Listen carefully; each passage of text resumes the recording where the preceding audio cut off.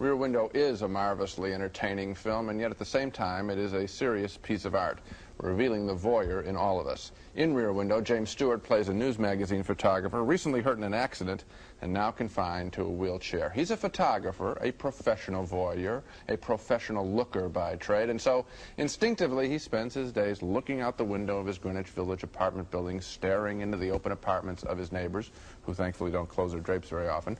In one apartment, he thinks he sees evidence indicating a murder has been committed. He thinks a burly husband, played by Raymond Burr, has sawed his wife apart and taken her body out of the apartment piece by piece in suitcases. And in a classic scene, Stewart's girlfriend, played luminously by Grace Kelly, she looks for evidence by entering the apartment of the suspected killer while he's out of the building.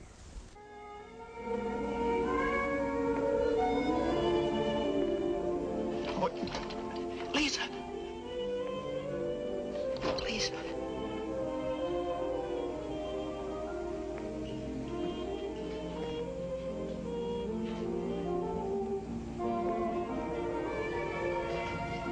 Precinct 6, Sergeant Allgood. Hello. Hello. Look, a man is assaulting a woman at 125 West 9th Street, second floor, at the rear. No, make it fast. Okay. L.B. Jeffries.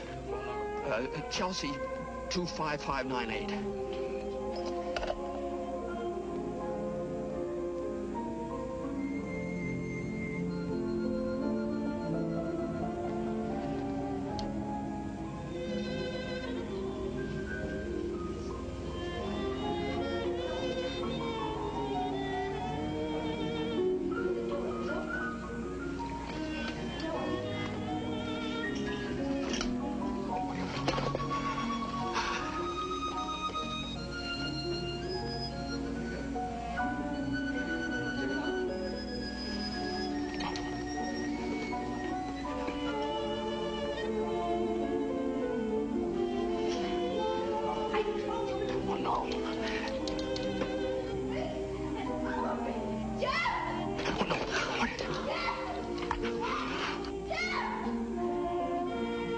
Please.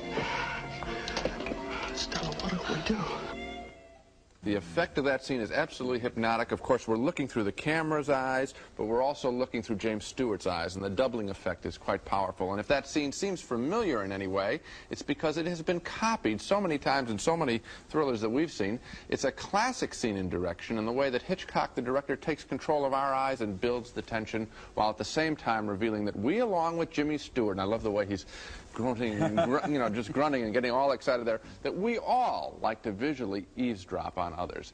That's why we go to the movies, Hitchcock seems to be saying, and some of us go to the movies a lot more than others. This is a movie critic's film, I think. You're right about that. Now, one thing we're going to be doing on this program is looking at 5 Hitchcock movies, and I think that that one has 2 themes you're going to see time and again. And you put your finger on the first one, which is the voyeur. Right.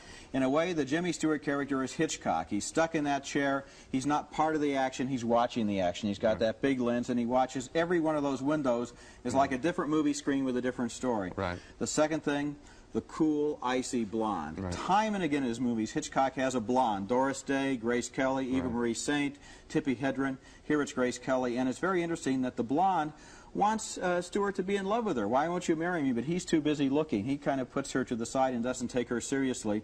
He'd rather eavesdrop on the lives of others than have a life of his own, in a way. And the other thing that I enjoyed about the film is we look into the other apartments, other than the murder scene, which takes, you know, the centerpiece of this film. The other lives, we see people in all sorts of situations because they're not in love.